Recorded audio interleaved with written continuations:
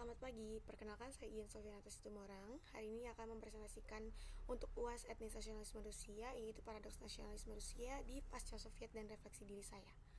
Berikut pertanyaan utamanya, kita akan menjelaskan pada bagian pertama dulu. Tentu kita harus mengetahui apa itu paradoks dasar dari nasionalisme Rusia. Black-Root mengidentifikasi 4 model nation building, yaitu multi-etnis, etnis, sipil, dan imperial. Menurut Laurel dan kawan-kawan dan juga Black-Root pada tahun 2003, ada dua identitas yang bersaing, yaitu Rossiyski yang adalah identitas sipil yang inklusif, di mana semua warga negara apapun etnisnya adalah bagian dari bangsa Rusia. Sementara Ruski yaitu identitas yang lebih eksklusif atau etnis yang lebih eksklusif, yang hanya mereka yang berdarah, berbahasa, dan berbudaya Rusia saja yang bisa disebut Ruski. Paradoksnya di sini adalah negara secara retorika menggunakan Rossiyski, tapi dalam praktik strukturalnya selalu memprioritaskan Ruski. Maka gitu kita masuk pada lokasi dan periodenya, di mana wilayah menjadi fokus utama pada Federasi Rusia di sini. Yang saya tekankan adalah dua republik etnis, yaitu Tatarstan dan Czechia. Mengapa keduanya itu penting? Karena menurut Black-Root, kedua republik ini menolak menandatangani perjanjian Federasi Rusia, yaitu pada tahun 1992, dan berusaha mencari kemerdekaan atau otonomi penuh. Untuk periodenya sendiri, yaitu bisa dilihat dari tahun 1991, Soviet itu runtuh yang mewariskan 193 kelompok etnis sisanya, dan juga masuk ke era Yeltsin pada tahun 1990-an, di mana terjadi desentralisasi dan otonomi yang luas. Terus pada era Putin yang awal, yaitu tahun 2000 hingga 2008, di mana ada sentralisasi dan juga standarisasi bahasa Rusia. Menurut Laurel dan kawan-kawan mencatat bahwa di masa krisis ini, terutama aneksasi Crimea 2014 dan invasi Ukraina 2022, terlihat terjadi lonjakan penggunaan Rossiyski sebagai alat mobilisasi. Maka itu kita akan masuk ke era pertama, yaitu era Yeltsin tahun 1990-an. Ini adalah periode yang bisa dibilang tidak stabil. Mengapa? Karena secara umum terjadi gejala-gejala sosial, kekacauan sosial, di mana ada ketidakpercayaan masyarakat terhadap warisan Soviet, yaitu mulai dari institusi, ideologi, aparat, dan seluruh sistemnya. Pemerintahannya sendiri relatif lemah dan tidak solid, karena selalu ada pertentangan antara kelompok reformis dari Yeltsin dengan kelompok konservatif. Di sisi lain, ada idealisme untuk mengubah orientasi kebangsaan dari komunisme ke implementasi nilai-nilai demokrasi, yaitu liberasi ekonomi, pembentukan institusi demokratis, pemilu lokal dan nasional. Namun pada kenyataannya, liberasi ekonomi ini juga gagal, yang justru memicu krisis yang lebih parah. Dari sisi wilayah, di era Yeltsin ada gerakan separatisasi, di mana Tatarstan, seperti yang disebutkan sebelumnya, pada tahun 1992 hingga 1994 berhasil menegosiasi otonomi secara damai. Sementara di sisi lain ada Czechia yang mendeklarasikan kemerdekaan penuh dengan gencatan senjata.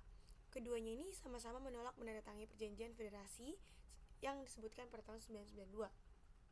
Evaluasinya pada era Yeltsin adalah di mana negara terlalu lemah untuk membangun identitas Rossiyski yang inklusif, fragmentasi tidak terelakkan, dan pada era ini proyek nation building bisa dibilang gagal untuk menciptakan keselarasan atau kongruensi. Lalu masuk ke era Putin awal, yaitu pada tahun 2000-an, yang pertama diwarnai oleh ancaman terorisme dari sisa separatis Kaukasus, di mana terlihat ada serangan Dubrovka pada tahun 2002 dan juga Deslan pada tahun 2004, di mana FSB mengidentifikasi kelompok Muslim Kaukasus sebagai pelaku utama. Akibatnya muncul xenofobia, di mana semboyan Russia for Russian populer.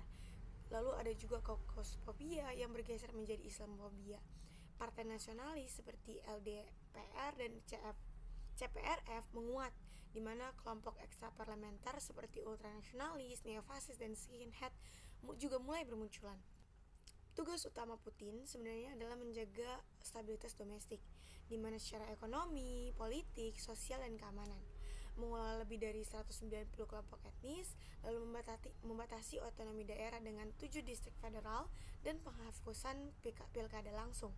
Juga mengembalikan citra Rusia sebagai negara besar dengan kebijakan luar negeri yang pragmatis. Evaluasinya stabil tercapai, tetapi seperti yang dikatakan Black-Root, Rossiyski hanya sebuah topeng. Non-Rusia tetap menjadi warga kelas 2 secara simbolik, di mana keselarasan antar negara dan bangsa masih belum tercapai. Kesimpulannya, proyek nation building Rusia pasca Soviet dinilai cenderung lebih ke arah gagal dibandingkan berhasil. Di zaman Yesselin, negara terlalu lemah sehingga tidak dapat membangun identitas bersama. Sementara di zaman Putin awal, meskipun stabilitasnya tercapai, namun identitas Sosiski terlihat hanya menjadi topeng untuk memprioritaskan etnis Rusia. Akar masalahnya dinilai terletak dari negara yang tidak pernah bisa lepas dari mentalitas imperium, di mana etnis Rusia selalu menjadi tuan rumah sementara yang lain hanya sebagai tamu. Akibatnya, komunitas non-Rusia yang tadinya mencoba melakukan negosiasi di era 90-an mencoba hanya menjadi penurut pragmatis di era 2000-an. Inti akhirnya, kesalahan antara negara dan bangsa atau etnis dinilai tidak pernah benar-benar terjadi. Masuk ke bagian refleksi diri, selama mengikuti perkuliahan mata kuliah etnis dan nasionalisme Rusia ini, saya yang dulu sepenuhnya buta terkait Rusia, sekarang berani untuk mengatakan saya memahami setidaknya sedikit mengenai Federasi Rusia. Tidak hanya politiknya, tetapi juga etnis dan nasionalisme mereka. Hal tersebut kemudian turut mengubah cara pandang saya tentang tanah air kami, tentang tanah air kita yaitu Indonesia. Sebagai seseorang yang beragama Kristen, saya sadar ada kalanya saya merasakan Indonesia yang berbeda dari teman-teman saya yang beragama mayoritas, yaitu Muslim atau Islam. Juga mengingat bagaimana teman-teman satu jurusan saya sastra Cina yang kebanyakan etnis Tionghoa menceritakan pandangan mereka yang berbeda dengan yang diceritakan oleh teman-teman saya tentang Indonesia. Oleh karena itu, saya tidak lagi menganggap Indonesia sebagai bangsa yang sudah selesai dan harmonis begitu saja, tetapi sebagai ruang untuk terus bernegosiasikan dan diperhatikan. Sebagai calon ilmuwan dengan perspektif konstruktivis, saya memandang konstruksi self-determination Indonesia sebagai proses yang terus berjalan, bukan hasil akhir yang sudah selesai. Menurut perspektif konstruktivis, Indonesia sebagai bangsa bersifat dinamis dan dibentuk melalui interaksi sosial, bukan ditentukan secara kaku oleh peraturan hukum atau sejarah semata. Oleh karena itu, saya menuntut kesalahan sempurna antara negara dan masyarakat multi etnis, melainkan memposisikan diri sebagai pihak yang membuka ruang dialog bagi berbagai suara termasuk minoritas seperti saya. Kesimpulannya, seperti yang dikemukakan Anderson pada 2022 dan Gerlach pada tahun 1983, desa akan selalu dalam proses menjadi. Dan begitu pula self-determination Indonesia menurut saya yang harus terus dikonstruksi secara bersama oleh seluruh warganya. Berikut daftar referensi yang saya gunakan.